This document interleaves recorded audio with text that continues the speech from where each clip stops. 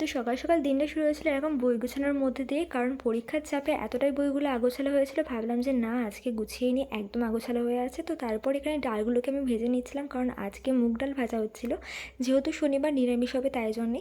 আর আমি এদিকে দিনটা শুরু করেছিলাম মিষ্টি মিষ্টি পায়েস, আর তার সাথে দুটো বটফল দিয়ে। এগুলোকে অনেকে বটফল বলে, অনেকে খেজুর মিষ্টিও বলে, তো তোমরা কোনটা বলো অবশ্যই কিন্তু জানিও। তো তারপর খেয়ে নিচ্ছিলাম একটু টক দই, যেটা এখন প্রায় প্রত্যেকটা টাইম আমাকে খেতে দেখা যাবে।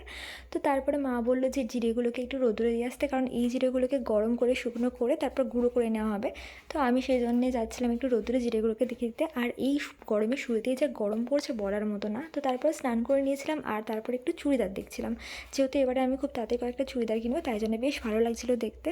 আর আজকে যেহেতু নিরামিষ, তাই ভাবলাম যে না কয়েকটা বড়াই বানিয়ে নিই। তো বাড়িতে ছিল বেশ কিছুটা কুমড়ো আর তার সাথে আলু, তো সেগুলো দিয়ে অল্প করে কিছুটা বড়া বানিয়ে নিয়েছিলাম, যেহেতু ডাল তাই জন্যেই। তো আমার এই ভিডিওগুলো তোমাদের কেমন লাগলো অবশ্যই জানিও। আজ হ্যাঁ, যদি ভালো লেগে থাকে তাহলে অবশ্যই একটা লাইক শেয়ার সাবস্ক্রাইব করো এরকম নতুন নতুন ভিডিও পাওয়ার জন্য। তো দেখা হবে তোমাদের সাথে নেক্সট ভিডিওতে। টাটা।